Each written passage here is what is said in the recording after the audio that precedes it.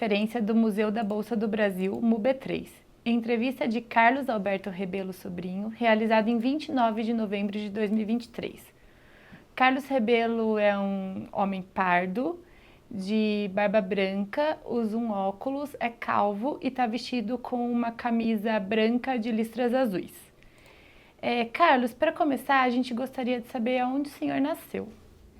Eu nasci no Rio de Janeiro, na cidade do Rio de Janeiro. E como era composta a sua família? Como é ou como era? Como era e pode falar como é também. Então, somos 3 irmãos, né? Éramos 3 irmãos e meus pais eram vindos de São Luís do Maranhão e foram para a capital na época, o Rio de Janeiro, e lá eu nasci, em 1951. E da sua família, alguém já atuava no mercado financeiro? Ou depois, quando você se casou, seus filhos, alguém atua? Na verdade, tem uma história que minha mãe, que era arrimo de família, ela fazia sua poupança investindo em ações. Existia na época um agente autônomo de investimento que visitava as empresas e ela tinha um cargo administrativo na Petrobras e ela investia em ações por aconselhamento desse agente autônomo. Então, foi minha primeira visão do mercado de capitais, foi através desse investimento de minha mãe. E uma curiosidade que isso nós estamos falando dos anos 70. Em 1970, surgiu uma oportunidade de comprar um apartamento próprio, porque até lá vivíamos em apartamento de aluguel, e ela pegou e vendeu a sua poupança em ações e investiu na primeira parcela do imóvel em construção. E isso foi a salvação, porque depois, em 1971, teve uma grande queda da Bolsa e muitos perderam tudo na época. E ela, por essa coincidência, ela conseguiu estabelecer essa salvaguarda que foi nesse investimento de imóveis. Então, esse foi o meu primeiro contato com o mercado de capitais. Hoje, eu tenho... São 3 filhos, sendo 2 moças e um rapaz. E, em termos de mercado de capitais, a minha filha mais nova ela trabalha numa companhia aberta. Ela é gerente jurídica de uma companhia aberta, listada. Legal. E como foi a sua formação escolar? Onde o senhor estudou? Onde se graduou? O que fez? Eu, assim, no ensino fundamental, ensino médio, eu rodei muitas escolas, entre escolas públicas e escolas particulares. Eu tive, em termos de público, fora a escola estadual, que eu cursei, acho que 2 anos, eu tive no Colégio Pedro II, que é uma organização federal, uma escola federal no Rio de Janeiro, e também escolas privadas.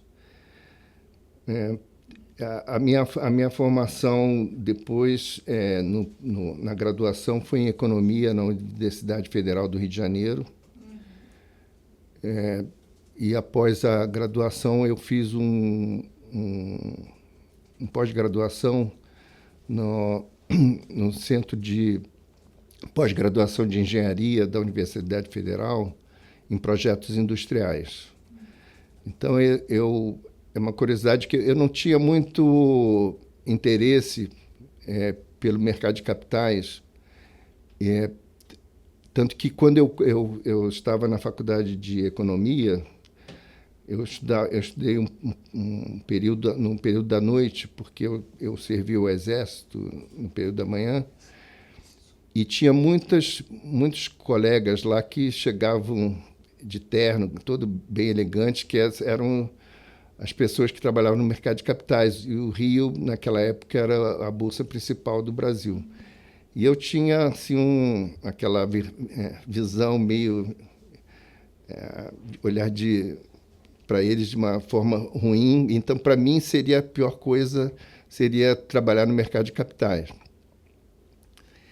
Mas no Rio de Janeiro a gente tem uma realidade que é ou a gente ingressa no serviço público por um concurso, ou então a gente migra para São Paulo para trabalhar.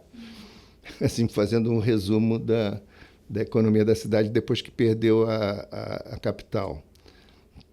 E eu fiz, então, a primeira opção de fazer um concurso público, e o que surgiu foi, à época, a Comissão de Valores Imobiliários.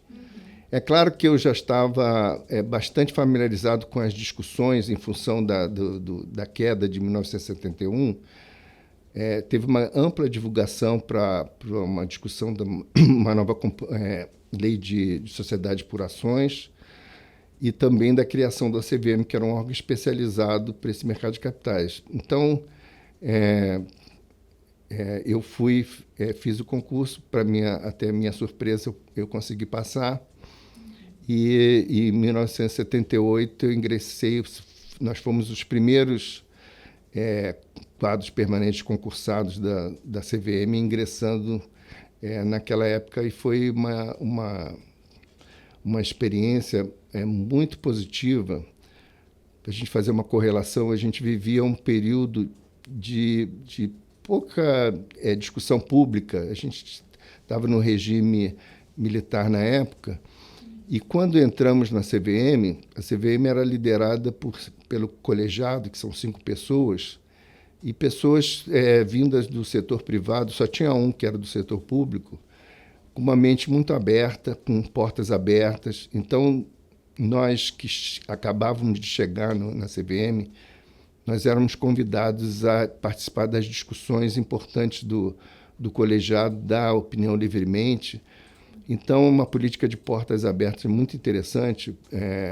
Eu gostaria de mencionar o nome do Dr. Roberto Teixeira da Costa, que foi o primeiro presidente da CVM, e estabeleceu toda uma filosofia de diálogo que, felizmente, ainda permanece até hoje com o mercado, com os investidores, enfim, para que se tenha uma regulação positiva do mercado.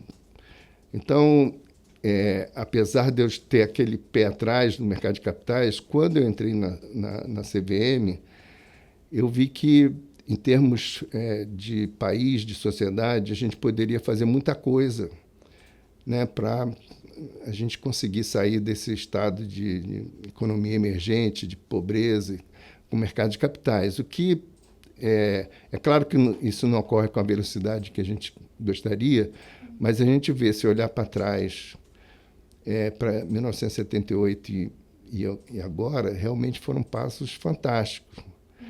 E daqui a uns anos a CVM já faz 50 anos, então é uma coisa importante. Então, essa mentalidade, essa organização que nos recepcionou, não era uma organização tradicional de serviço público, desse mais tradicional, que é muita formalização. Então, isso nos fascinou.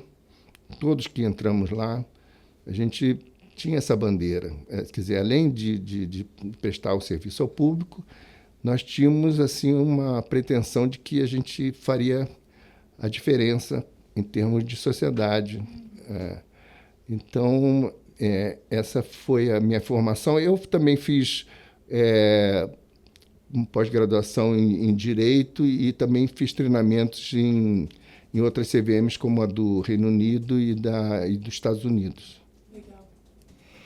E o senhor consegue traçar para a gente uma trajetória dos cargos que o senhor ocupou e das principais responsabilidades de 1978 até hoje, desse período que o senhor atuou? Na verdade, foi 1978, só para...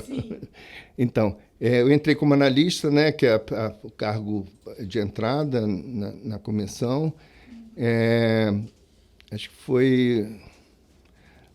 Agora você vai me pegar em questão de datas. Mas o primeiro... eu fui logo... Passei a gerente de operações especiais, que eram... enfim, fusões, incorporações, ofertas públicas de aquisição de ações, fechamento de capital. Então, eu fui responsável por essa área. E depois, se não me engano, era o início dos anos 90, houve uma necessidade de colocar em sistemas informações de companhias abertas. Dentro da CVM, exigir que as informações, como hoje é tudo de sistema, é o sistema Empresas.net que existe hoje, na verdade, o colegiado me deu essa atribuição, foi criada uma área para tocar esse projeto de informatização. Então, eu assumi uma superintendência nessa época e levamos a efeito essa sistematização das informações. Depois disso, eu fui para uma área muito interessante que me fez abrir a vista, que a gente é uma economia ainda muito fechada e a gente olha muito para as nossas questões e pouco para o que está acontecendo lá fora. Então, eu fui para uma área internacional, de relações internacionais, que basicamente ela fazia uma ligação com as outras CVMs do mundo inteiro para cooperação, troca de informações e também participação numa organização internacional de CVMs que se chama IOSCO, que sempre trouxe muita coisa importante em termos de regulação, de sugestões e discussões importantes do que está acontecendo. Sempre havia uma defasagem, hoje em dia está cada vez menor. Os problemas, quando eu entrei na CVM, para dar uma ideia de defasagem de regulação, a gente olhava a regulação do mercado norte-americano para se inspirar e fazer a nossa regulação, de uma regulação que era da época do 1929, 30, dos Estados Unidos, e em 1978 a gente estava olhando com essa defasagem. E ao longo dos anos essa defasagem foi diminuindo, então hoje em dia tem um problema de cripto acontecendo lá no mercado americano e aqui a gente já está olhando isso, né? Mas, então, essa minha exposição aos reguladores estrangeiros me fez abrir muito a cabeça e foi importante para o passo seguinte, que eu fui para a área de registro, que é a atividade que autoriza as ofertas públicas de captação de recursos, emissão de ações, debêntures e outros títulos nessa área. Só voltando um pouco a essa área internacional, nesse treinamento que eu citei, que fiz lá na CVM do Reino Unido, isso foi já final dos anos 90, eu tive duas questões que me chamaram muita atenção e eu trouxe, no meu relatório, eu trouxe para os colegas da CVM. A primeira, a questão da educação financeira. Achei assim, fantástica a educação financeira do Reino Unido, na época, as crianças do ensino fundamental trocando moedas enfim, os primeiros fundamentos da educação financeira. E essa tese depois foi abraçada pela CVM, depois Mercado, Banco Central, e hoje tem uma exposição muito grande na sociedade. E a outra foi a supervisão baseada em risco, que é uma forma de você fazer com que a supervisão do regulador ela seja priorizada para questões onde tem o risco maior para o mercado, para a saúde do mercado financeiro e a importância da imagem e reputação da Comissão de Valores Imobiliários. Também fruto dessa ideia, e hoje também é uma questão bastante praticada e que dá uma certa eficácia à supervisão que é feita no mercado de capitais, porque pode priorizar e não precisa ver tudo exatamente ou aplicar os pesos e medidas diante da gravidade das situações que vão aparecendo. Nessa área de, de, de registro de ofertas públicas, uma grande questão que eu me defrontei era a pouca relevância da captação de recursos através de ofertas públicas, por exemplo, de ações, e mesmo debêntures. O mercado, naquela época, era só ações e debêntures, não tinha essa miríade de valores imobiliários que tem hoje. E o mercado era pouquíssimo relevante em termos de captação de recursos. O BN10, efetivamente, era o grande provedor de recursos de médio e longo prazo para o investimento produtivo. E se você olhar o mercado de capitais, qual a função social do mercado de capitais? Ele financiar o investimento produtivo da economia brasileira e propiciar retorno razoável aos investidores. Então, essa parte, que é o fundamento do mercado, não está funcionando. Então, calhou, assim, Deus está lá nessa época, movimentos, por exemplo, da Bolsa, na época Bovespa, de estar colocando o novo mercado, da Ambima, que é a Associação dos Bancos de Investimento, também está trabalhando num prospecto padronizado para, enfim, agilizar o processo de emissão. E eu lá, trazendo essa bagagem da legislação estrangeira, e na época teve, por coincidência, um projeto da IOSCO, essa organização internacional, de um prospecto padronizado para ofertas que eles chamam transfronteiriças. Então, nós peguei essa situação na mão e disse assim, vamos atualizar a nossa regra de ofertas públicas de distribuição de valores imobiliários. E, enfim, trabalhei, na época, no primeiro rascunho e levei ao conhecimento do diretor da época, Luiz Antônio Campos, um excelente profissional, um advogado muito experiente, muito qualificado, e ele transformou aquela ideia numa peça que saiu a instrução número 400 da CVM, uma instrução que modificava completamente as regras de oferta pública e as possibilidades de captação de recursos. E foi uma felicidade de estar lá e viver uma história que aí, logo depois da entrada em vigor dessa instrução, saiu a primeira oferta pública do novo mercado, e a partir disso teve um boom imenso de ofertas públicas de ações. Isso foi nos anos 2006, 2007, se não me engano, e a ponto que nós não estávamos dando conta de tanta empresas que estavam abrindo capital, fazendo os IPOs na época. Então, além da questão teórica da regulação, a regulação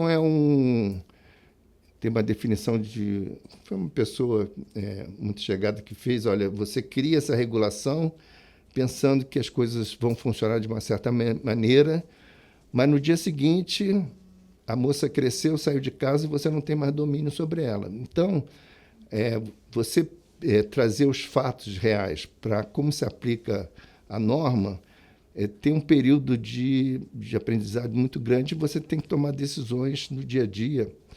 E o mercado, em função desse boom, ficou bastante criativo. Então, essa experiência foi riquíssima nesse período de estar lá no lugar certo, na hora certa, porque, por mais que você faça uma regulação, se você não está no momento certo, ela pode, que a gente chama no Brasil, essa lei não pegou. Então, eu tenho um caso interessante, em função desse relacionamento com os reguladores estrangeiros, eu estudei muito a questão das debêntures. As debêntures nos Estados Unidos, em 1970, a OAB americana, resolveu fazer uma escritura de debênture, que é o documento que formaliza as relações dos investidores com a empresa emissora. Resolveu fazer uma questão, uma peça padronizada, que você só botava lá a taxa de juros que ia pagar e se tinha uma regra que chama covenant, que estabelecia se acontecesse alguma coisa, ele, enfim, aquele valor do principal era devido. Isso facilitou as emissões, que isso ninguém mais olhava, porque todos sabiam daquelas condições já padronizadas e só olhavam realmente o ponto fundamental, quanto estava pagando, qual era o risco da companhia e se tinha algum covenant nesse período. Eu falei, olha, isso aqui vamos fazer no Brasil. E aí, em discussões com o mercado e tudo, a gente fez um padrão de debênture e criou incentivos para as empresas para que elas emitissem essas debêntures, porque não queríamos proibir a debênture da escritura tradicional, porque, enfim, é a liberdade de captar recursos. Mas a gente queria criar um incentivo para essa padronizada para os investidores poderem comprar só precisando pesquisar o risco da companhia e a taxa de juros, enfim. Só que isso não pegou. Ninguém foi zero utilizado. Os incentivos não foram suficientes ou a padronização não foi feita de maneira adequada. Então, foi uma frustração que eu achava que, transpondo as regras que fizeram sucesso, mercados mais importantes, pudessem ser trazidas para nós e serem assimiladas. Então, assim, é importante você, além de tentar fazer as regras boas, você também está no momento em que os nossos costumes, nossa tradição, a gente se encaixa na regra para ela poder seguir. Nesse período, eu assumi um período, além da área de registro, a área de empresas, por um período relativamente pequeno, que é a área que supervisiona as companhias abertas, verifica as informações contábeis, informações não contábeis que são fornecidas a cada trimestre pela empresa, informações relevantes. E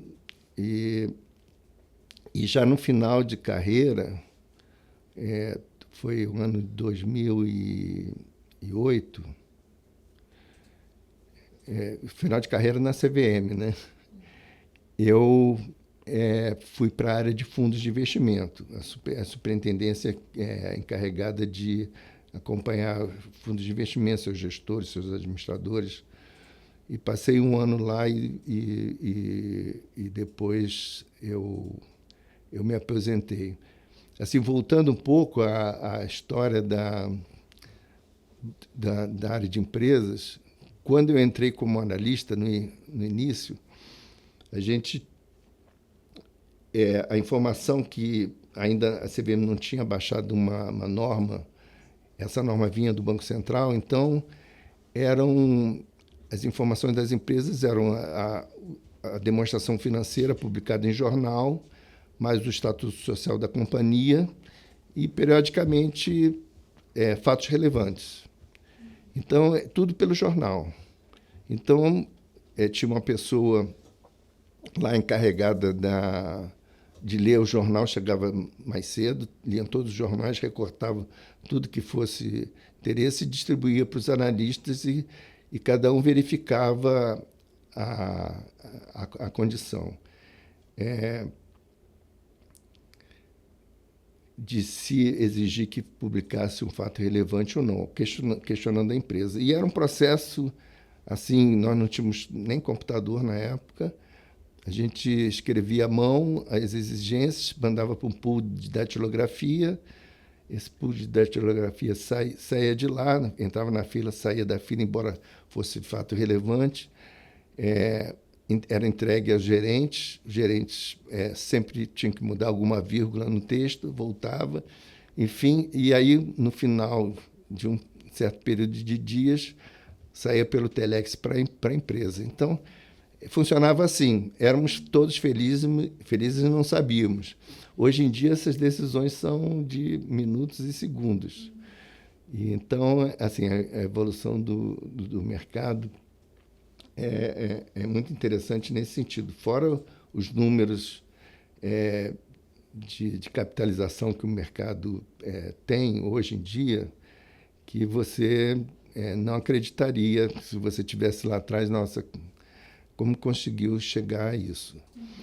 Bom, e depois eu me aposentei e tive uma satisfação enorme que o presidente da Bolsa me chamou, me convidou para vir trabalhar aqui e montar uma área de supervisão das empresas listadas.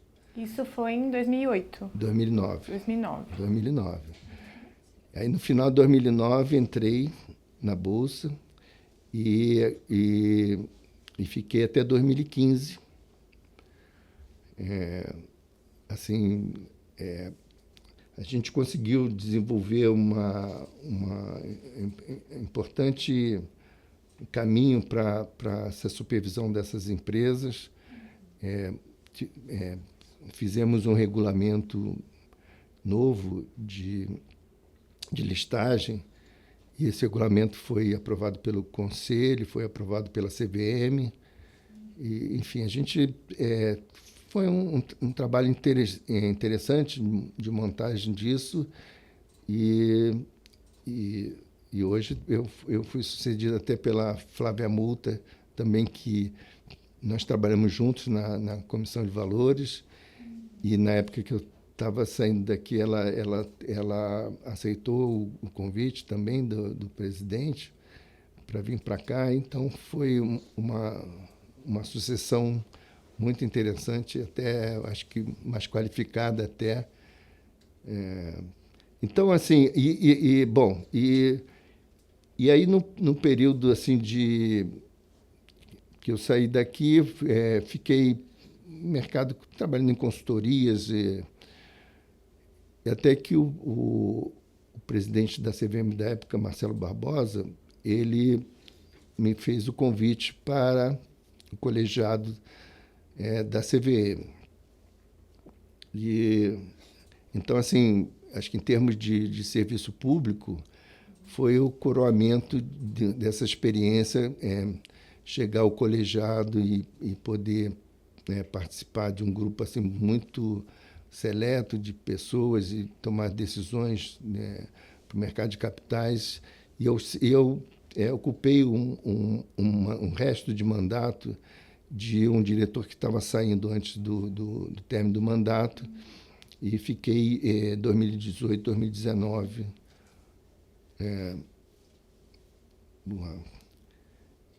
E agora, 2021, eu fui convidado para fazer parte do comitê de auditoria da B3, a função que eu estou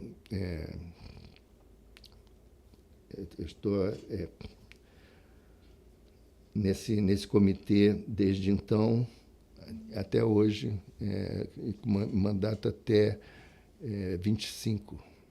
E o senhor pode falar para a gente gente já teve uma noção, né? Mas mais especificamente, assim, o que é a CVM e quais são as principais atribuições dela? Ok.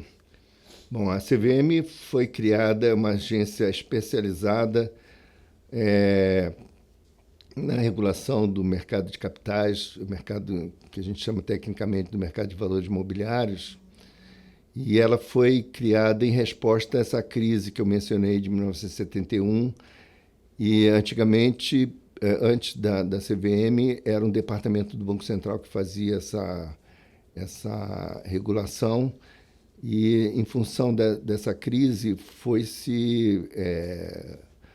os nossos líderes e o nosso Congresso tomou a decisão de criar essa agência reguladora específica. A exemplo do que aconteceu nos Estados Unidos, a SEC foi criada também em função da crise do mercado de ações de lá. E ela tem, assim, para a gente colocar numa forma mais inteligível, ela tem várias funções no mercado de capitais. A primeira é a de criar normas, que é uma atividade legislativa. E no campo da atividade executiva, você tem por exemplo, os registros e o credenciamento. É uma atividade que permite a entrada de pessoas profissionais, prestadores de serviços como administradores de carteira, gestores, agentes autônomos e produtos, por exemplo, com o registro da oferta de distribuição. Então, se admite ofertas de ações, debêntures, certificados de recebíveis imobiliários ou do agronegócio.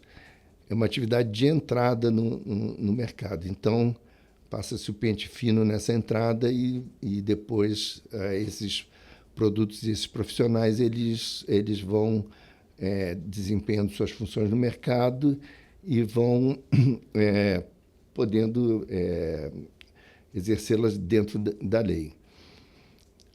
Após essa atividade de entrada, é uma atividade de acompanhamento ou supervisão, em que se faz um monitoramento do comportamento desses profissionais e dessas empresas, desses emissores, para que a questão regulatória seja bem atendida. E, por fim, se detectando indícios de que não está sendo observada a legislação, você tem uma atividade de investigação para apurar os fatos e a última atividade, que é uma atividade judicial, que é um julgamento administrativo, que é feito pelo colegiado e alguns feitos pela própria área técnica.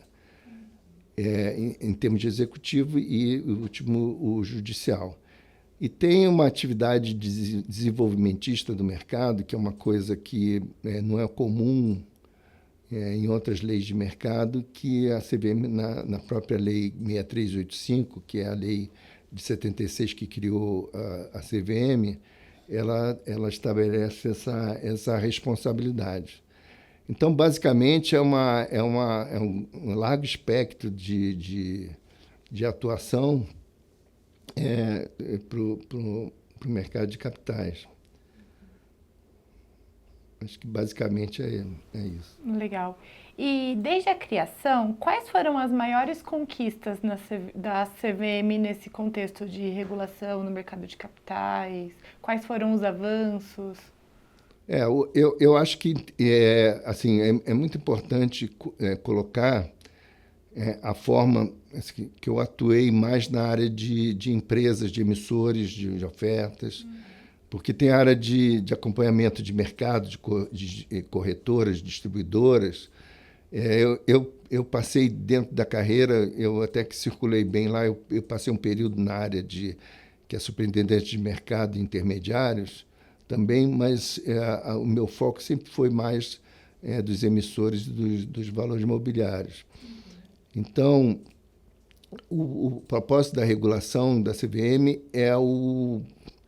chama-se full disclosure, a ampla divulgação de informações. Então, a noção é que as pessoas fazem investimentos racionais.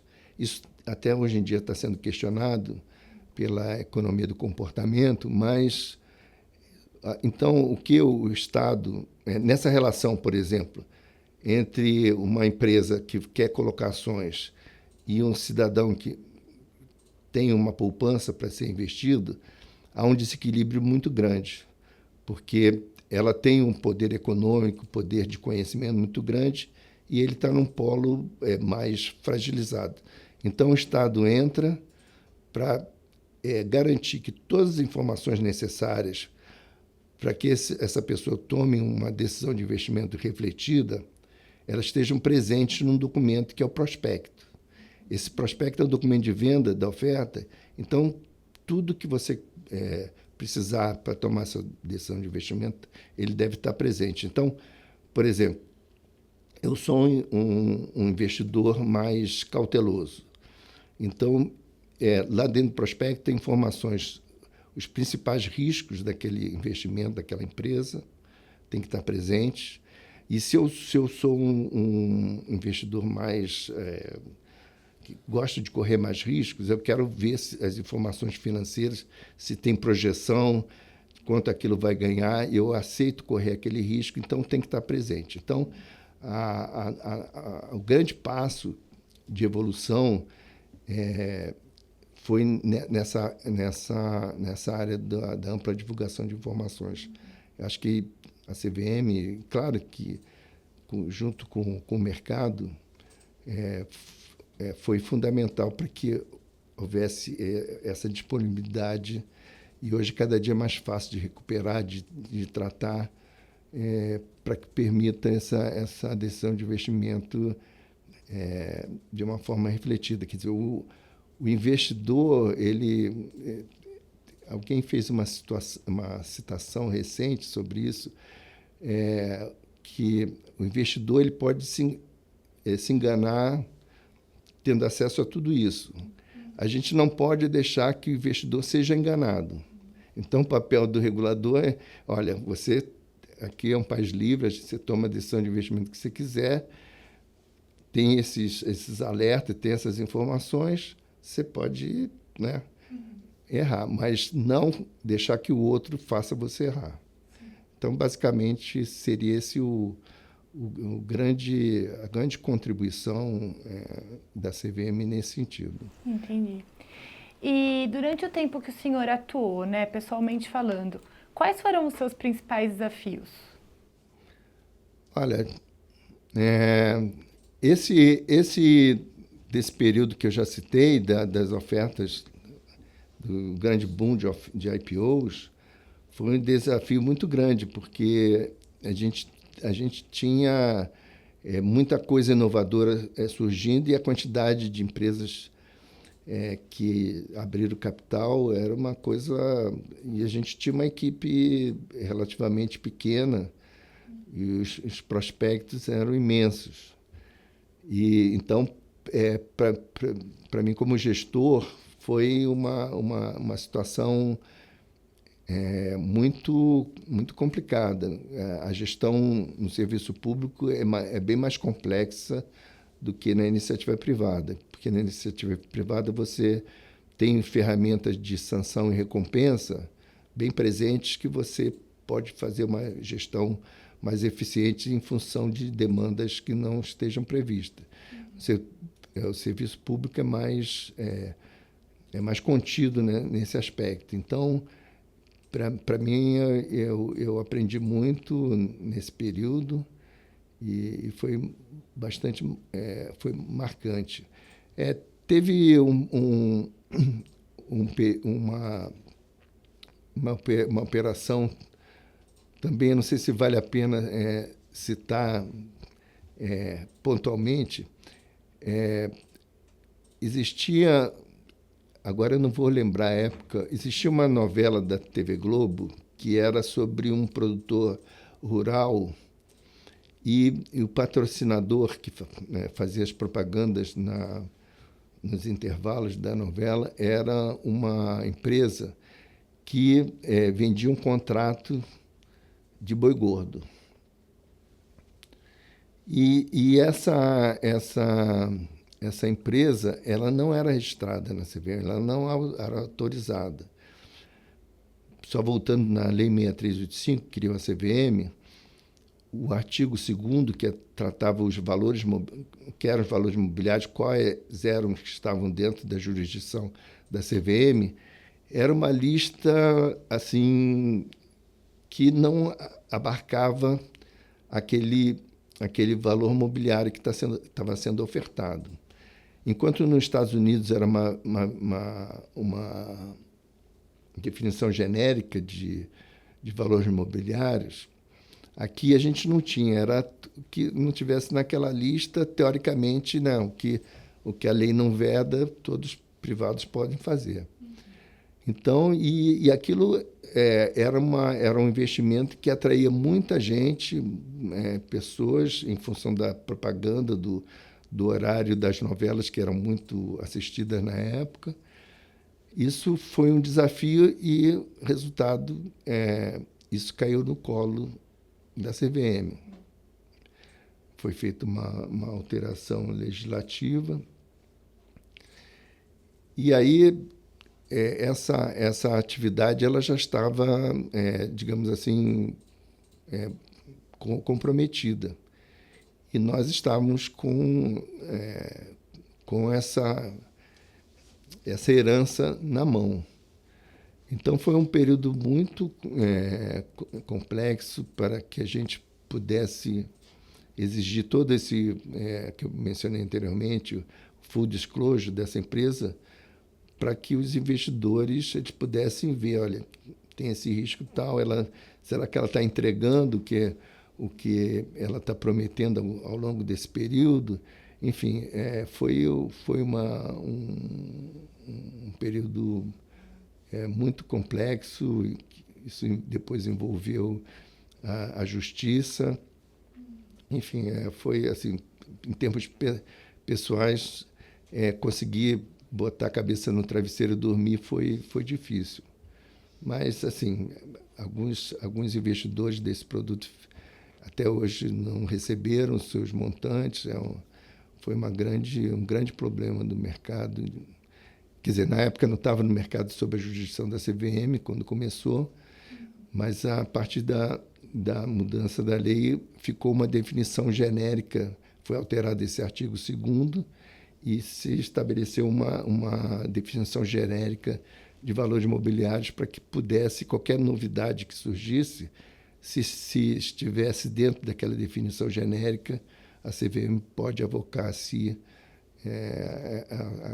essa competência. Tanto que existe, ao longo do ano, a CVM, a gente chama de stop order, que é uma decisão de dizer, olha, você está fazendo uma operação que aparentemente você não tem essa autorização para fazer. Então, a CVM vai e determina, olha, para de fazer isso, e a gente... e a CVM tem poder para fazer isso, aplica multa. Então, com base nessa mudança, houve um aumento da atuação em relação a pessoas que querem, até de uma forma legítima, mas não legal, levantar recursos para empreendimentos para que elas sejam chamadas. Você segue, então, essa linha de autorização que existe na nossa lei para você poder fazer isso. Então, essa alteração, ela estendeu mais, né, a atuação da CVM? Porque, assim, brincando um pouco, mas você dizia assim, isso não se chama debênture, chama-se XY, né? Então, não é um valor imobiliário que está definido aqui. Embora as características, né, aquela história do porco, que não é um porco, mas é uma porca. Então, isso nos deu o poder de, sem contestação, já que estava na lei, de poder agir na proteção dos investidores. Legal. E o senhor pode nos contar mais sobre a sua nomeação para o cargo? O senhor foi diretor da CVM Isso. também, né? A sua nomeação e as principais atividades que o senhor desenvolveu durante esse tempo como diretor da CVM? Foi um período que achei pequeno, né, porque é muito interessante, mas, assim, a história começa um dia, o presidente o Marcelo Barbosa me chama para almoçar e me faz... dizendo dos projetos que ele tinha para a CVM, e perguntou se eu queria, né, enfim, que estava saindo o diretor.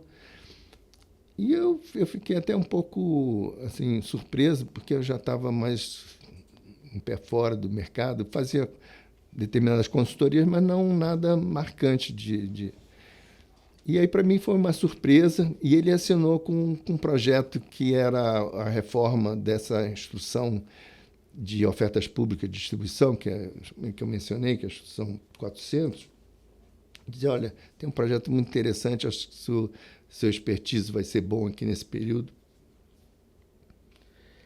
E aí eu fiquei assim, olha, isso aqui vai ser a curação da minha experiência. Então, ele me levou lá no presidente Temer, na época, nós tivemos uma reunião lá no Palácio do Planalto, assim, para um cidadão que, né, que é um atingimento de uma carreira toda. Quer dizer, se eu computar desde que entrei na CVM, são 45 anos de mercado de capitais. Então, fiquei muito, muito feliz, fiz questão de que toda a minha família estivesse presente na posse. O ministro Eduardo Guardia, que eu tive o prazer de ter trabalhado com ele aqui na Bolsa, ele participou também, uma pessoa inteligentíssima e um líder muito competente, que nos deixou. Mas, então, assim, tudo foi muito gratificante para corar esse período todo de carreira. Em termos de, quer dizer, um grande trabalho que nós temos lá, que continua, é o número de julgamentos que os membros do colegiado têm que julgar, enfim, para quem for cometer as infrações à lei, eles sejam condenados, né? E esse foi uma prioridade importante. Depois eu falo da regulação, que a produção de peças de acusação, porque a divisão, as áreas técnicas, é como se estivesse num próprio tribunal. As áreas técnicas, elas fazem a supervisão, e aí, se detectando as infrações da lei, fazem uma acusação, e quem cabe julgar é um dos membros, é o colegiado como um todo, e há um sorteio para ver quem é o relator que vai estudar a matéria. Quer dizer, na verdade, todos estudam, mas um é o especializado naquele assunto. Então, se faz um relatório sobre tudo que ocorreu, como que foi a acusação, como que a defesa, os argumentos da defesa, e depois tem um voto em que, visto todo o processo, você faz um voto condenando, absolvendo, enfim, e propondo as sanções aplicáveis. Isso é levado a um julgamento. Até hoje, acho que é feito toda terça-feira, quando tem mais casos, e em outros dias da semana também, que o julgamento é aberto ao público. Então, esse foi um componente de direito muito forte. Eu digo que eu sou um rábula, é um advogado que nunca frequentou a escola de direito, mas ele, portanto, vivenciar aquilo no dia a dia, você, por um processo de osmose, você vai e absorve aqueles conhecimentos. Então, assim, o grande desafio é você montar um staff para você de profissionais, e eu tive muita sorte, profissionais muito talentosos, que a gente discutia os assuntos e se produzia essas peças. Então, nós trabalhamos para tirar um certo atraso, porque é uma desproporção. A área técnica, muitas pessoas, e o colegiado são 5. Então, você tem que ter uma meta muito importante de julgamentos para que esse montante não cresça muito e atrase Quer dizer, existe um histórico muito grande de atrasos de penas, infrações cometidas muitos anos atrás, que hoje são julgadas, mas não tem aquele... Que é importante ter um momento do caso exemplo. Olha, fulano fez uma infração aqui, o ideal é que, em um certo período curto de tempo, quando está na mente da sociedade, olha, aquilo ali fez aquilo, muitas pessoas tiveram prejuízo e tudo, e agora a gente vem com uma pena, olha, mostra primeiro para a sociedade que o regulador está trabalhando, está funcionando, e para quem quer cometer desvio, diz assim, olha, a gente corre esse risco. Então, esse atraso, ele deixa a coisa fluida. Então, esse trabalho, com todos os membros do colegiado, inclusive o presidente Marcelo Barbosa, ele também participava dos julgamentos, porque, tradicionalmente, o presidente, como ele tem outras atividades de representar a comissão, ele ficava um pouco de fora da relatoria de casos, mas ele fez questão para poder ampliar esse fluxo, ele entrar também nos processos. Então, esse representou uma grande carga de trabalho. A outra questão reuniões do colegiado. Toda terça-feira tem uma reunião do colegiado com as áreas superintendentes e outros membros da área técnica para discutir questões que são levadas pela área técnica para o colegiado. Assim, só para vocês terem uma noção, a Comissão de Valores Imobiliários são as 5 pessoas que decidem de forma colegiada em nome da comissão. Você tem também a área técnica que, enquanto não tiver uma decisão definitiva da comissão, dos 5, ela tem a interpretação que é a área técnica, porque ela não pode ficar esperando o colegiado decidir, olha, isso aqui que apareceu aqui recentemente.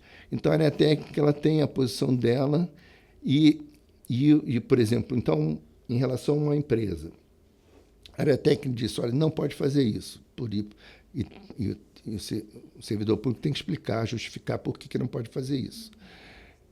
Por isso, esse é o entendimento que eu tenho da aplicação da lei. A empresa que foi colocada essa ordem, ela pode dizer assim, então eu quero recorrer ao colegiado, porque eu não me conformo por esse motivo. Então, há um recurso ao colegiado, e o colegiado discute. E várias outras decisões, assim, termo de compromisso, são pessoas que estão num processo sancionador e digam assim, olha, eu quero pagar uma quantia para isso não prosseguir, porque eu entendo que eu não tenho culpa, mas eu também... são 2 tipos de casos que são levados semanalmente para o colegiado. Essas reuniões de quinta-feira muito interessantes, é pena que não sejam públicas, mas é de uma riqueza muito grande. Então, nessas decisões, eu tenho duas questões, assim, na vida, cada pessoa tem uma coisa que, eu não sei se diria que o calo aperta, mas assim, coisas que marcaram a vida que você fica muito... as suas atitudes são dirigidas sempre olhando para esses traumas que você teve na vida. O primeiro trauma que eu tive, pessoalmente, foi durante o regime militar. Meu irmão, ele participava da atividade estudantil e, enfim, ele promoveu uma reunião na casa minha mãe, eu fazia o vestibular na época, para entrar na faculdade, e o resultado é que a polícia entrou lá e ficamos uma semana presos lá uma atividade abusiva do Estado em relação ao cidadão. Então, isso me formou uma questão que sempre, todos os assuntos, enquanto eu participando do Estado, eu sempre me pautei por essa questão. Isso é um juízo de valor que você está tomando ou efetivamente a pessoa está realmente descumprindo a lei? Então, sempre me veio essa ideia para que a gente não pudesse ser, com essa força do Estado, esse poder de polícia que a CVM tem, em cima do investidor, em cima de uma empresa, de um empresário, de que pudesse usar de forma abusiva. Então, isso sempre pautou minhas decisões. Então, eu sempre exigi muito a justificativa. Por que você está fazendo isso? Qual é a clara justificativa? Está de acordo com a lei, efetivamente? Esse foi um ponto. O outro ponto, eu já estava na CVM e teve um período da economia de muita inflação. Então, nós, do serviço público, naquela época, não tinha essa flexibilidade que a iniciativa privada tinha de ir, enfim, reajustando os preços, os salários das pessoas. Então, lá era demorado. Então, eu, com 3 filhos, recebia o salário da CVM e eu e minha mulher corríamos para o mercado, porque tinha que ser naquele dia, porque no dia seguinte já está tudo registrado. A gente precisa, às vezes, 3 carrinhos de compra.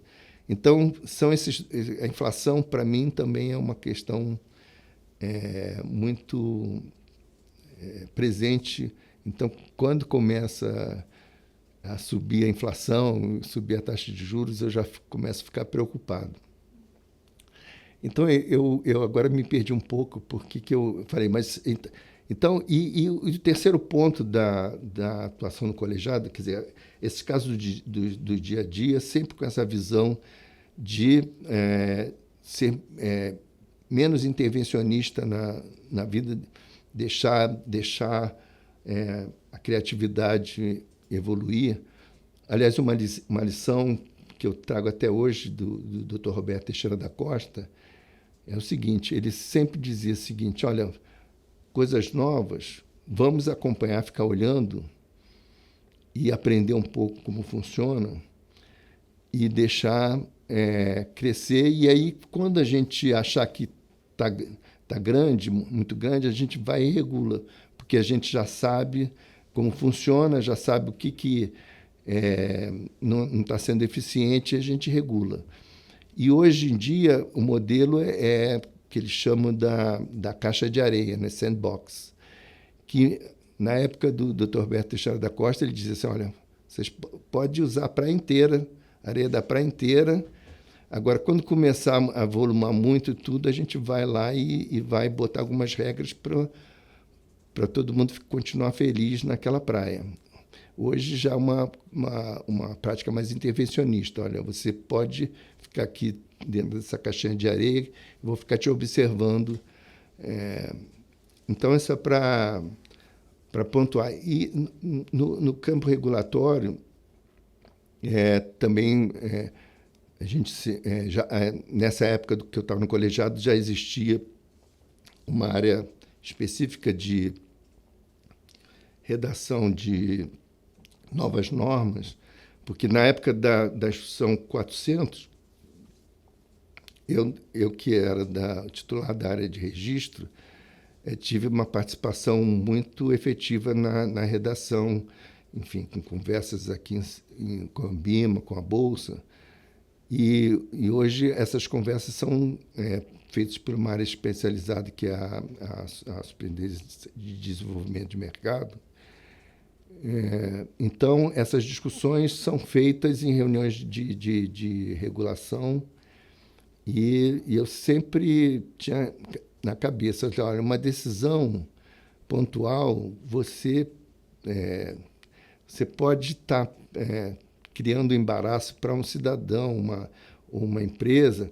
Agora, uma regra geral que saia errada, ela vai deteriorar todo um processo, ter um efeito. Então, eu sempre dediquei muita atenção a esse processo regulatório para não gerar impedimentos no desenvolvimento natural do mercado.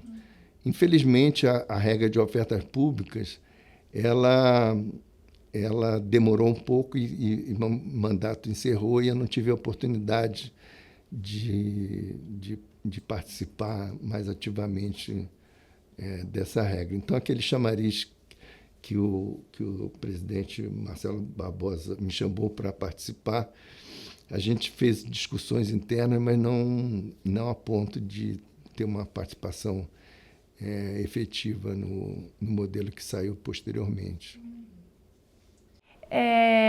E aí, né, falando do contexto da Bolsa agora, da sua atuação na Bolsa. O senhor falou pra gente que entrou na BMF Bovespa em 2009, né, a convite do presidente à época.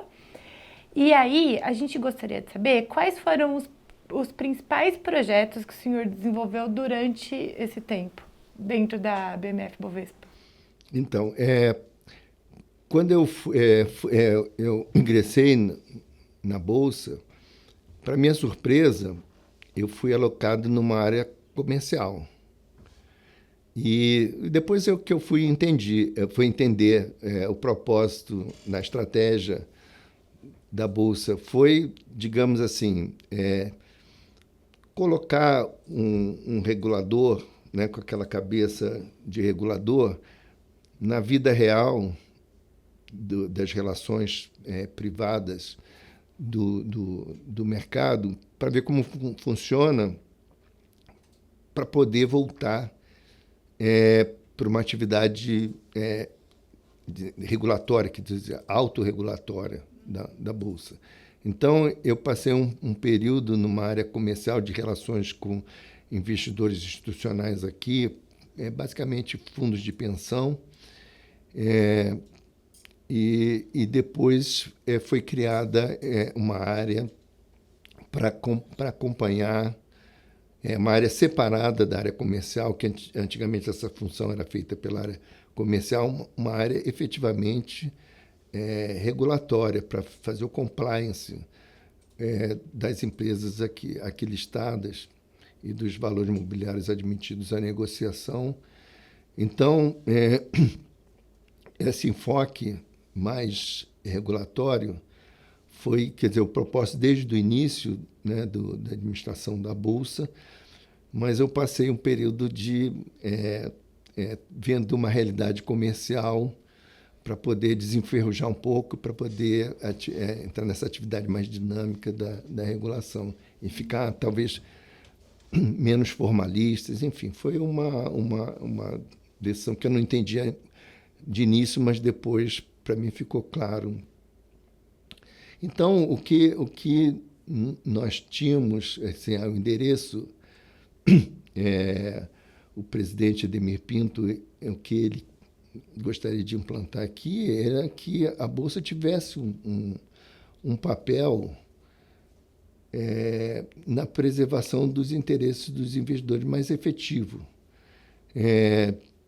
Como existem bolsas nesses mercados desenvolvidos, e que fosse um órgão de autorregulação que trabalhasse junto com a CVM para gerar maior credibilidade para o mercado com essa atividade de enforcement, do compliance.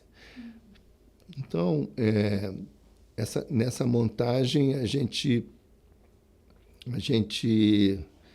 começou a trabalhar. Eu lembro que nós estávamos no final de processo de revisão das regras do novo mercado. Houve uma certa resistência às novas regras que estavam sendo propostas. Assim, só para, quer dizer, nas regras do novo mercado é preciso que não haja oposição das empresas que participam para elas poderem entrar em vigor novas regras, né? Então, havia muita resistência, enfim. Já que aquele modelo estava dando certo, para que aumentar a régua, enfim, mas esse é um movimento sempre que vai estar presente e causa um certo mal-estar entre as empresas listadas e a comunidade de mercado como geral. Então, nós, logo no início, a gente pôde participar com muitas discussões e tal, e parte dessas regras foram aprovadas ou não foram negadas e foram aperfeiçoadas. Uma questão que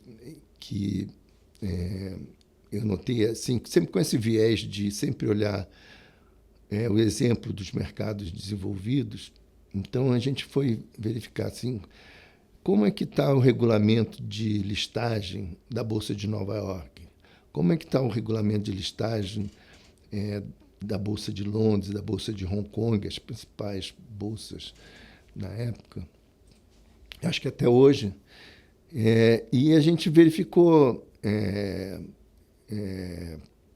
certas diferenças assim importantes no poder da Bolsa em cima dessas empresas, para que ela tenha o privilégio de poder estar no nosso pregão aqui.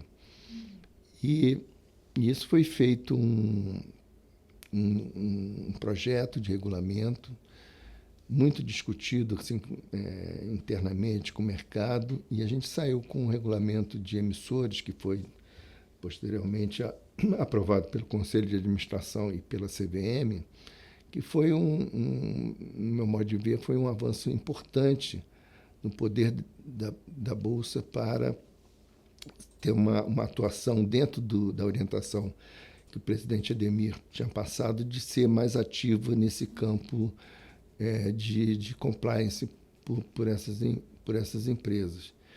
Assim, vale pensar desse regulamento, que chama o mercado de penny stocks. Eu não sei se vocês estão familiarizados com isso, mas é o seguinte: quando uma ação ela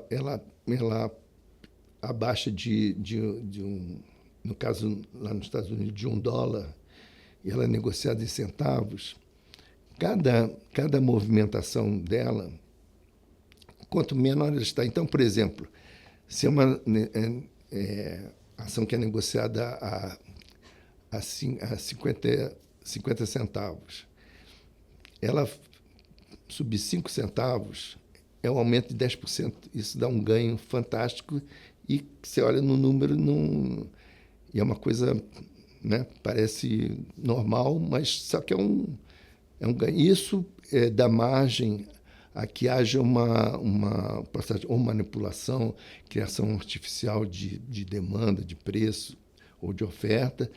Isso causa um problema de muitos agentes vão negociar só com essas penny stocks para obter ganhos fáceis, lançam um boato, enfim, a ação sobe muito, ele sai. E essas operações de penny stock são vedadas lá fora. E aqui a gente não tinha isso. E aqui a gente tinha problemas com isso. Então, foi um ponto, só para ilustrar, um ponto que foi endereçado no regulamento, e essa regra hoje existe aqui na Bolsa para evitar esse tipo de... O termo não é correto na especulação, mas para não proporcionar esse ambiente fora os fundamentos que uma empresa tenha, de que ele possa ter uma ação no mercado. Então, eu acho que foi assim, um exemplo de uma contribuição importante. E uma coisa também que eu gostaria de deixar claro é que sempre eu tive muita liberdade de agir, e é claro que, né, uma bolsa tem um interesse comercial com as empresas que são listadas aqui, mas sempre não tive nenhuma interferência, sempre tive o poder de tomar as decisões, claro que sempre justificadas, mas sempre tive essa mesma liberdade de atuação que tinha na CVM, eu tive aqui também para exercer essa função. Então, assim, por que você saiu daqui? Realmente, eu continuei residente no Rio de Janeiro. Eu pegava o primeiro avião de segunda-feira e pegava, não o último, mas o penúltimo avião na sexta-feira para voltar. Não tinha essa vantagem que tem o acesso remoto, enfim. E aí, já com alguma idade, eu realmente estava cansado. Depois me arrependi de ter tomado essa decisão, mas de qualquer maneira, foi um motivo para que eu saí, porque eu realmente estava cansado, mas sempre adorei o período que estava aqui. Uma empresa muito séria, muito profissional, enfim. Legal. E aí, depois, em 2021, o senhor retornou para fazer parte do comitê de auditoria, né? Isso. Nesse contexto dos comitês, o senhor pode explicar para a gente por que a Bolsa tem comitês, para que eles servem e quem são as pessoas que atuam neles? Então, o comitê é uma figura de assessoramento ao Conselho de Administração. O Conselho de Administração, eles são pessoas que são chamadas para uma companhia aberta para orientar os negócios, o plano estratégico da companhia, orientar os negócios da companhia e, passada essa orientação, a diretoria executiva vai executar essa orientação e esse Conselho de Administração tem a atividade de verificar, fiscalizar o cumprimento. Bom, aquela orientação que eu passei para a empresa, ela está sendo observada dentro dos limites. Então, o Conselho tem esse papel ultra relevante, né, na vida da companhia. E o Conselho precisa de órgãos assessores, porque são pessoas que, enfim, notório saber, de uma experiência muito vasta no mercado de capitais, mas que não têm o tempo full-time para dedicar para a empresa. Então, eles se reúnem, mas eles precisam de assessores, porque quem está no dia a dia é a pessoa que mais sabe daquele assunto. E a cada degrau que vai subindo, o conhecimento vai ficando mais genérico. Então, os comitês são órgãos assessores do Conselho de Administração. O Comitê de Auditoria, ele assessora o Conselho, por exemplo, na questão das informações contábeis da companhia. Cada trimestre, né, a companhia produz os resultados trimestrais e, no final do ano, a demonstração financeira.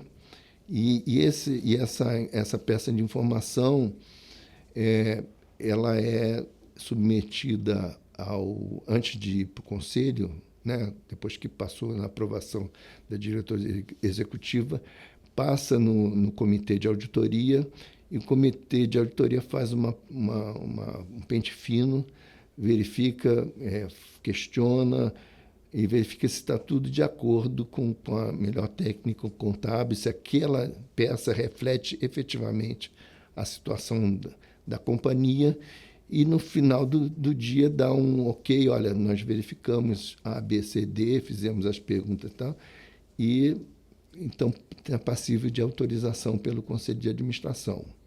Então, o Conselho de Administração pode chegar e dizer assim, não, eu quero fazer mais perguntas, e geralmente fazem, e para que a informação seja aperfeiçoada ao nível... Mas sempre um filtro para que o tempo deles possa render de uma maneira mais eficiente. Nós atuamos também na área de controles internos e compliance da companhia, se está sendo feita de maneira adequada dos interesses da governança da companhia. A auditoria interna é nossa responsabilidade também. A gente verifica o plano de auditoria que é feito todo ano para ver se está adequado com os riscos da empresa, se segue aquela metodologia que é estabelecida pelo Conselho. Enfim, representa um filtro importante para auxiliar as decisões do Conselho de Administração. A minha participação também no comitê está muito relacionada com o relacionamento da companhia com os órgãos reguladores, enfim, pela minha função específica. Então, nós temos relações de regulação com o Banco Central do Brasil, a Comissão de Valores Imobiliários, a Superintendência de Seguro Privado, enfim. Então, essas relações a gente acompanha para verificar se a companhia está cumprindo com todas as determinações dos órgãos reguladores e assegurar para o Conselho que isso está acontecendo, então que esse risco está sendo bem administrado. E como é feita a nomeação das pessoas que participam dos comitês? A princípio, existe um comitê de indicação que recebe sugestões de nomes, enfim, internamente esse processo, e entrevistam as pessoas, verificam o seu conhecimento, se não tem questões pendentes de responsabilidade. Por exemplo, chama-se a ilibada reputação, que é você também não tem respondendo nenhum processo. Então, é toda uma verificação disso. Depois passa-se uma fase de entrevistas e esse comitê de indicação, ele então indica, olha, fulano e beltrano são recomendações por A e B, e o Conselho toma a decisão. Então, é uma decisão do Conselho. E aí é feito o convite para participar desse processo. Dentro de um comitê, você pode ter um membro externo, que o membro externo, por exemplo, é um membro que não é já do Conselho de Administração. Então, hoje, por exemplo, na formação que se tem no Comitê de Auditoria, existem 3 membros que são originários do Conselho e 2 externos. Eu sou dos externos. Então, essa questão ela é importante porque são pessoas do Conselho que ficam dentro dos comitês de assessoramento e podem mergulhar mais a fundo naquele assunto específico. E, portanto, na hora que as discussões são feitas dentro do Conselho, eles podem contribuir com mais informações para uma tomada de decisão mais acertada. Em relação à pandemia, né, que aconteceu em 2020, 2021 o senhor veio para integrar o Comitê de Auditoria. Quais foram os impactos que o senhor sentiu na dinâmica do trabalho? Assim, como que a Bolsa se adaptou a esse momento? Vocês, o comitê, quais foram os impactos? Olha, essa questão, assim, na pandemia, realmente eu não exerci nenhuma atividade, mas depois o que eu vi com muita esperança era a hipótese do trabalho virtual, que é uma coisa que para mim nunca existiu. Então eu falei assim, olha, se tivesse agora, eu não teria nem pedido para sair da Bolsa. Acho que permite a contratação de profissionais que efetivamente eles estão distribuídos no Brasil inteiro, até no mundo inteiro, de uma forma muito mais eficiente do que você tiver que estar restrito a uma área geográfica específica. Então, tanto no Conselho quanto no Comitê, você tem reuniões que são presenciais e virtuais. Então, no comitê, especificamente, metade é virtual, metade presencial. Quando se trata de reuniões que vão, por exemplo, revisar as informações trimestrais ou demonstração financeira, são reuniões presenciais. Reuniões, por exemplo, com o presidente da companhia presencial.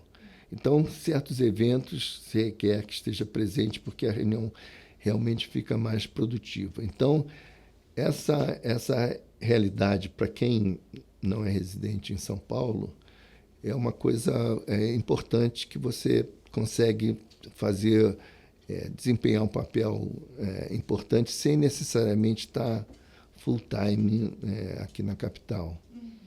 Você já falou um pouco, né, ao longo da nossa conversa, mas a gente gostaria que o senhor compartilhasse agora quais foram as histórias ou os momentos mais marcantes na vida ou na carreira do senhor durante esse tempo de atuação no mercado de capitais. Assim, eu já passei por alguns, já comentei.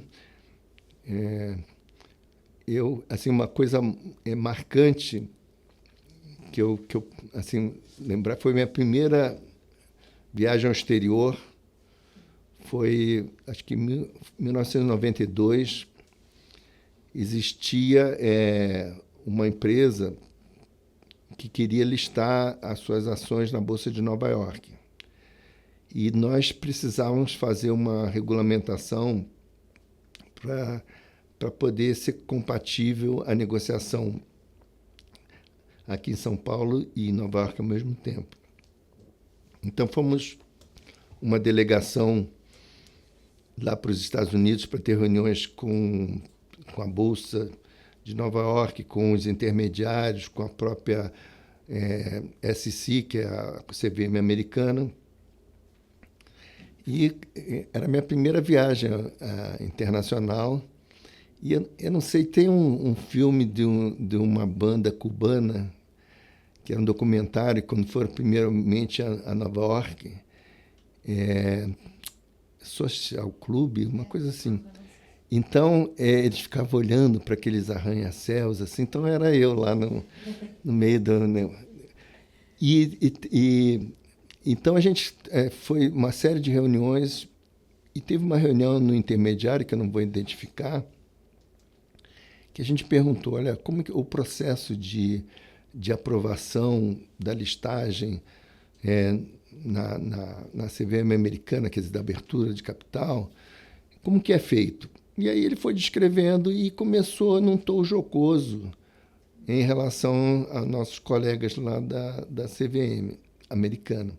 Disse, o servidor ele acorda e sai com o cachorro, vai passear e depois senta, será que eu estou com vontade de trabalhar? Abre o jornal e, enfim, uma coisa, né, que ficou muito desagradável, apesar da gente pouco ter contato na época com os colegas da SEC.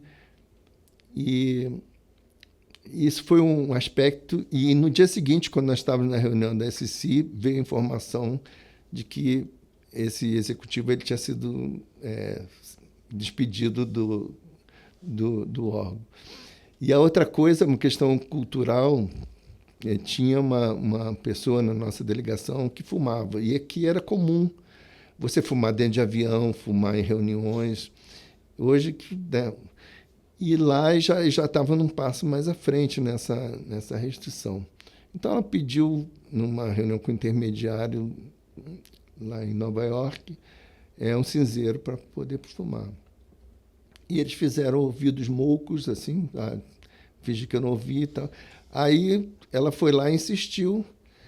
Aí veio uma moça lá e jogou na mesa o cinzeiro lá, e foi uma coisa desagradável. Então, assim, essa é uma coisa assim, que marcaram. A outra também foi um almoço numa grande escritório de advocacia, e eles colocaram o prato era de peixe, então tinha uma banda de limão dentro de uma gaze toda amarela e com a fitinha verde, mas não dava para identificar que era um limão para você espremer em cima do peixe. E eu fiquei falando assim, a sorte é que naquele período era sempre ladies first para começar a comer. Eu falei, então... E aí teve uma advogada que foi lá e desembrulhou, viu? Aí todo mundo fala, não vou fazer a mesma coisa. Mas, enfim, é uma curiosidade de uma interação que depois passou a ser bastante frequente para mim com os reguladores estrangeiros. Legal. E para terminar, a gente gostaria de saber qual é a importância para o senhor da preservação e divulgação das memórias do mercado de capitais, que é isso que a gente está fazendo aqui, que é o que o museu faz. Então, eu acho assim importantíssimo, porque como aquele exemplo eu dei daquela debênture que não funcionou, a gente tem que ter, para poder avançar, a gente tem que olhar para trás, né? Tem até uma letra da música que diz: quando eu penso no futuro, não esqueço o meu passado. A gente tem uma cultura, uma tradição, e como que a gente enfrentou determinados problemas ao longo da história, que eles podem servir de ferramenta para quem tem que tomar decisões hoje. É claro que não precisa ser exatamente do passado, mas diz assim, olha, eles enfrentaram um problema semelhante e tiveram sucesso ou não.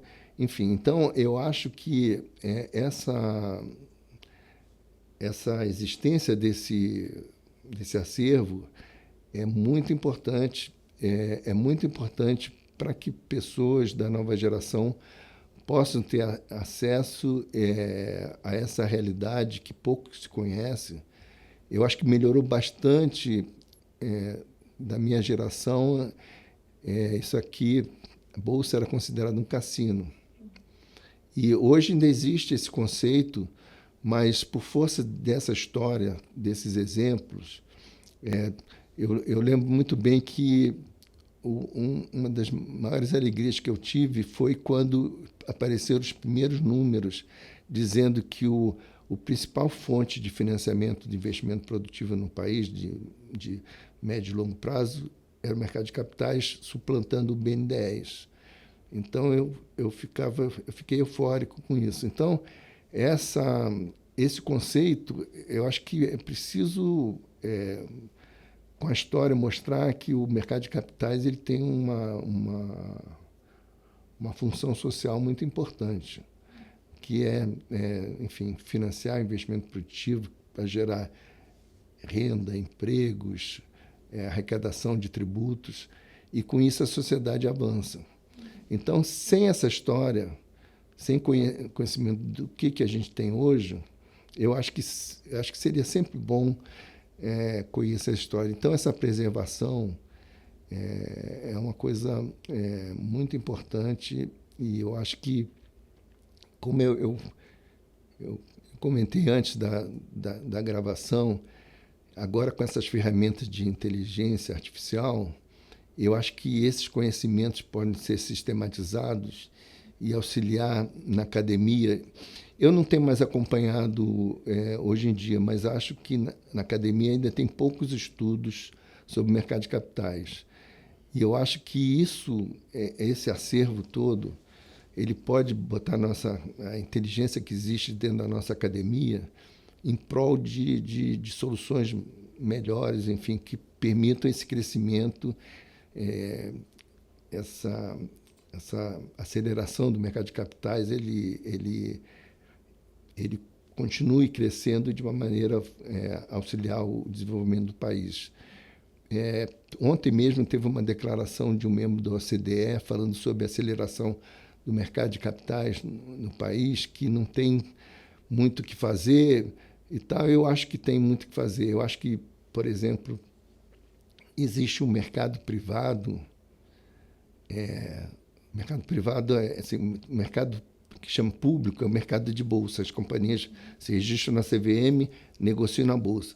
Existe um mercado privado em que as companhias não são companhias abertas, não são companhias listadas, e elas captam recursos em hedge fund, em fundos e pessoas especializadas. E esse mercado, hoje nos Estados Unidos, ele é mais importante do que o mercado público.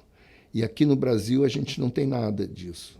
Quer dizer, tem alguma coisa, mas muito por trás dos panos. Isso é uma avenida que pode ser explorada para o desenvolvimento. Então, esses estudos, eles são importantes, trazer o passado. Eu vou até mencionar, quando eu entrei na CVM, existia no sul do Brasil, no Paraná, qual é a cidade? Toledo, acho que é Toledo, no Paraná, e em Santa Catarina, em que, dentro das cidades, as corretoras que eram muito regionais, não eram nacionais, eles captavam recursos para empresas de lá. E ações, e as pessoas que viviam naquela comunidade financiavam com a compra de ações o investimento de empresas nessas cidades. E quando a CVM surgiu, foi lá, olha, não tem registro na companhia aberta e tudo, e cortou essa iniciativa. Assim, hoje é uma das coisas que quer dizer, eu era muito júnior lá na CVM, mas se eu era uma decisão que não deveria ser tomada. Deveria seguir o exemplo do presidente Roberto Teixeira da Costa, deixar aquilo crescer. Bom, agora você vai ter que se registrar, porque você já atingiu um determinado limite que é preciso ter um ente estatal para definir as informações que você deve dar. Então, eu acho que é isso que a gente tem que sempre estar observando. Então, em nome do Centro de Referência, eu agradeço a sua participação e as suas contribuições para o programa de História Oral. Obrigada. Foi um grande prazer. Obrigado.